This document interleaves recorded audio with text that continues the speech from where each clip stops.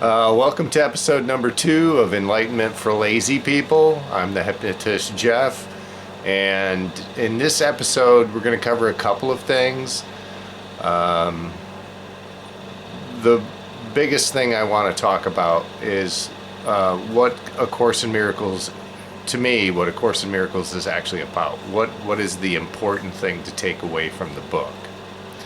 We're also going to talk a little bit about how the ego can trick you into doing stuff. Not that the ego's actually important, but at the bottom of the ladder that you climb up to achieve enlightenment, talking about the ego is kind of a necessity. You need to understand when it's going to fool you. And we'll also talk a little bit about how the Holy Spirit can help you in that. So that's what the episode's going to be about. Oh, by the way, I'm feeling much better now. I've recovered very well. The interesting thing that happened to me when I had my heart problem was that the doctor used the word miracle to explain what had happened. So, did I experience a miracle? Yeah, kind of. I think I probably should have died about 4 years ago of a cardiac arrest. 3 major arteries going to my heart are actually completely included, meaning they're all closed off, blood flow is stopped through them going into my heart. My ejection fraction is down to, or last time we recorded it on an echocardiogram, was down to only 10% ejection fraction. So, if you don't understand what that means that it's almost completely off. It's barely pumping any blood through my body. At the same time, the reason that they sent me home when I was supposed to be getting a triple bypass surgery was they were just watching me, walking around the place. I was actually pacing because I was very anxious, and I couldn't shake my anxiety. Mostly because it's an automated thing that comes from the vagus nerve that's just monitoring the heart, and it's sending signals going, hey, this thing isn't working, and that's supposed to put you in a state of anxiety. But my sleep functions aren't that great yet, but I am sleeping more and things are getting better by the day. I'm walking up hills with my dogs, and I can measure how difficult that walk up that hill is because I've done it for 8 years now. And it's turned out like today I went up a big hill and went up nice and steady, didn't have to stop or anything. It's pretty interesting. They can't really explain why I didn't die. The doctors insist that I needed triple bypass surgery, but I guess the miracle is that my heart found another way, and it's actually very traumatic to the body to have that surgery. They will cut the vagus nerve, which is a very important nerve. It monitors both your heart and your gut, and your gut biome, and the way that you take nutrients in. So it would be very bad to cut that nerve and make it so that it doesn't function properly anymore. And of course, once you've gotten opened up like that, you're going to be on pharmaceuticals for the rest of your life. And of course, your life is not going to be all that great. They will save your life if you don't get a miracle. And that's kind of what happened. I got a miracle. Okay, one of the things that I'd like to cover in the series, we're going to talk a little bit about A Course in Miracles. And what I'd like to talk about is essentially, what is A Course in Miracles actually about? And a lot of people answer that question by saying something like forgiveness. And forgiveness is a very, very important topic in A Course in Miracles. But what I talk about is revelation. And that's because, as far as I understand the book and the workbook for the students, revelation is probably the most important thing to have occur while using the book It's essentially enlightenment, where you have a direct experience of God. And without that direct experience of God, or going through revelation, or the atonement principle, your understanding of this reality is very limited, because you are in the three-dimensional space-time reality. This is all you know because your mind is focused on it. Your associative memory has taught you everything about the three-dimensional space-time reality. But knowing this reality, which is a dream, an illusion, and it does not matter, is pretty much a waste of time. What you want to know about is, what is it like to be one with God? And when you achieve revelation or enlightenment, your understanding becomes very different. For instance, it doesn't matter what religion I read about, whether it be the Upanishads or the Vedas or Buddhism and the Eightfold Path, or any of the Enlightenment teachings, the non-dual teachings of reality, even the not non-duals, even the dualism, makes sense to me. I understand it deeply solely because I had that experience. And without that experience, you're just limited to trying to use the symbols, the symbolism that is the three-dimensional space-time reality, in an attempt to escape it. And that's kind of like using thought to get rid of thought. It's a possibility, you can do that, but it makes the path very, very difficult. Where if you can achieve that no thought state of bliss and allow God to do his job, which is to pull the Son of God back up to him and give him that moment, what's called a holy instant, and it's truly a holy instant, of being encompassed by God, then this experience, although very dim compared to that one, this experience has more clarity to it. You can see now why forgiveness is so important and why mind training is so important. It becomes an overseeing perspective. So it's like the difference between being in the dream and watching the dream. There's two different perspectives. Being in the dream, you're completely consumed by the dream. You almost can't shut off your mind. But when you step away from it and you become aware of it, then it's much closer to understanding it from the perspective of your true self. Your true self sees this and laughs and thinks, this is just silly. Why are we doing this? There's no need for suffering. There's no need for any of this. There's no meaning here. This is just a constant trudging, waking back up to the same reality and trudging through it one day at a time, and then going back to sleep, and then getting back up and do it again and again and again and again. And you do that lifetime after lifetime after lifetime. It's very useless. It's absolutely useless. There's no meaning here. So, to me, the most important thing is to achieve revelation.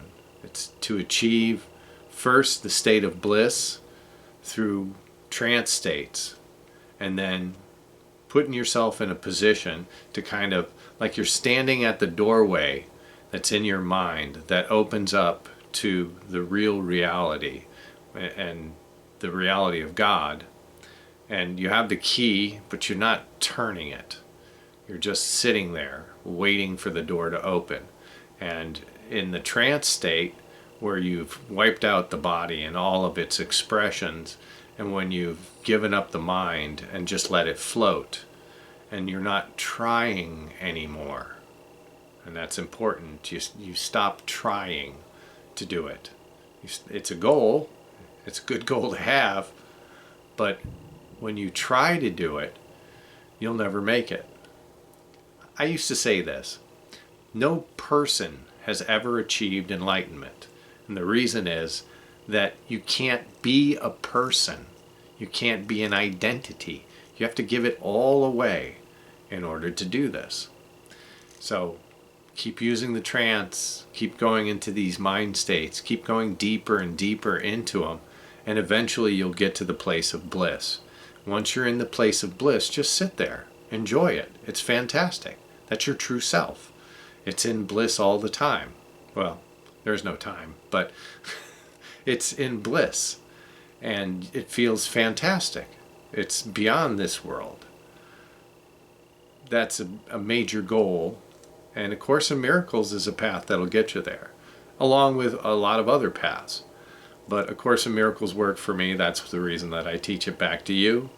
And if you're interested in this concept of escaping the dream of Adam, then just stick with this program. Keep doing this. Again, it worked for me. I'm certain it'll work for other people. Hypnosis is so naturally occurring that to me it's not a shortcut. It's just an easier path. It's like, would you rather walk straight up the hill or climb the mountain? Of course, climbing a mountain's not a bad thing, but you're challenging yourself when you don't need to. You don't have to fight. You're already yourself. You just need to shed the body. You need to shed the mind. You need to be what I call being aware of what the mind is doing. In other words, you are not the mind. You're not the body. You're not the mind. You're not a soul. You're kind of a spirit, but in that sense, you're not anything other than being aware. And when you're aware of what the mind is doing, and you're kind of stepping back from it, that's where forgiveness will come in. I like to talk about the hitchhiker that comes back with you when you have the experience of revelation. It's in A Course in Miracles, it's referred to as the Holy Spirit. It's like a voice in your head, but it's not really a voice. What it does is it steps in and says, hey, you're doing this again. When you're sitting there and you're judging reality, let's say that trigger person comes up in front of you while you're at the supermarket or driving down the road or at work, and that person that's always triggering you into a negative thought process where you're in your loops, your thought loops, and you're chasing these ideas that you have over and over and over again. That Holy Spirit then just kind of, you're in the middle of it. You're going, oh, that person's such a da-da-da-da-da-da-da. But the Holy Spirit will then go, you're doing it again. And you'll go, oh, yeah, that's right, I am. And you'll be able to step back. And the Holy Spirit, especially after revelation, has the ability to help you at that point in time. And then you can do the forgiveness work after you've broken that thought loop. And you're now stepping back and being aware of what you were doing. I haven't mentioned the books that I've written because they're not really ready for printing. They're out there. I sell them on lulu.com, which is an independent publishing platform. I'm not trying to sell books. I understand that some people would like to have them because they're actually kind of fun to read. It's not straight up spirituality, and I'm not shoving stuff down your throat. I think you've got enough of that already. The book, A Course in Miracles, is all you really need.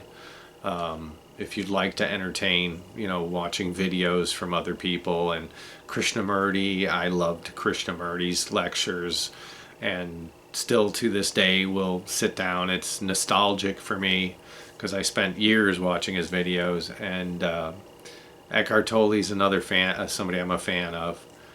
And it's nice to watch this stuff. It doesn't change anything doing that. It won't really help you that much, because you're still going to be in the conscious mind, and you're going to be rejecting the information unless you put yourself into a trance and then do it. Another thing that I used to do, and I think this was very important in my path, was I used to make my own CDs, my hypnosis CDs, but I would also make them and play them on a loop while I slept. The reason being, when you're sleeping, you're in your subconscious mind. you've crossed the threshold of somnambulism. Not everybody, this won't work with everybody. It worked really well with me. I can remember buying CDs from Dick Sutphin decades and decades ago in the mail, and Dick was a hypnotist. He's not a really good one, but and he was just in it for the money, in all honesty. But it was very interesting that I could actually have dreams that included what was going on in the CDs that he was selling, and they were specific for sleeping. So you'd put them on, you go to sleep at night and listen to them. They're for free on YouTube if you can get YouTube Premium. Otherwise, you're going to get all the advertising that'll break the trance, and you'll end up. Don't sleep with the TV on. Don't listen to advertising. It's actually neuro-linguistic programming at its finest. It's not good to listen to a television while you're sleeping. It will program you, and it'll do a great job, and it'll just pull you deeper into the dream. But I would get these recordings and let them run at night. There's nothing wrong with it. It doesn't have to be A Course in Miracles. It could be anything. And every little bit helps. So every step of the path, sometimes you're guided to do something like that. Sometimes you're guided to do what we're doing, these exercises. Sometimes you're guided to get a book. Go ahead and do that. But be aware of whether or not it's true guidance or whether it's the ego pulling a fast one on you, because that happens often too. Make sure that, like I'd say, the ego will take your mind and point you at something that it wants to use to self-reinforce. For instance, there's a lot of people in the West that are drawn to Buddhism. Well, your mind isn't healed, so who's doing the drawing? The ego. That's why you have this concept of what Zen Buddhism is, and you have an image of, say, Alan Watts in your mind. A lot of people who listen to Alan Watts never make a single step of progress, in spiritually speaking, and that's because the ego picked it. What you want to do is go against the grain. For instance, I had a high aversion to the word Jesus. I was brought up Christian. There's some obvious problems with Christianity, but A Course in Miracles used, the teachers of Course in Miracles actually use the name Jesus. In the book, it's never actually there. It's the Holy Spirit, which I like to use the Holy Spirit as a language thing. But I don't mind using the word Jesus now, because I understand that it doesn't make a difference what you call it. It's all one mind. It's all one thing. It's all one awareness or extension of God. So you can call it whatever you want. By the time it becomes the oneness of God, it doesn't have a name. Neither does God. And there's actually places in the Course in Miracles that says the name of God. God doesn't have a name. God just is. And there's nothing you can do about it. You can call him whatever you want when you're in the three-dimensional space-time reality, but the moment you leave this, you'll realize nothing there has a name. It just exists. It just is. So, sometimes it's better to go against the grain. When I picked up A Course in Miracles, like I said, I had a great aversion to the name Jesus. I didn't like it. Didn't want anything to do with it. Had mocked Christians for many years. And turns out that's where my salvation was. When I went against the grain, that's where my path actually was. So, try it. So if you're watching this, I'm assuming that you're a student of A Course in Miracles. You might be a student of Buddhism or Hinduism or something like that. But why don't you write down here in the comments below, what are some of the problems that you're having with your studies, whether it be Buddhism or A Course in Miracles or Hinduism or just a following of a guru somewhere in the world? What are some of the problems that you feel like you're running into? and maybe I can address those in a future video.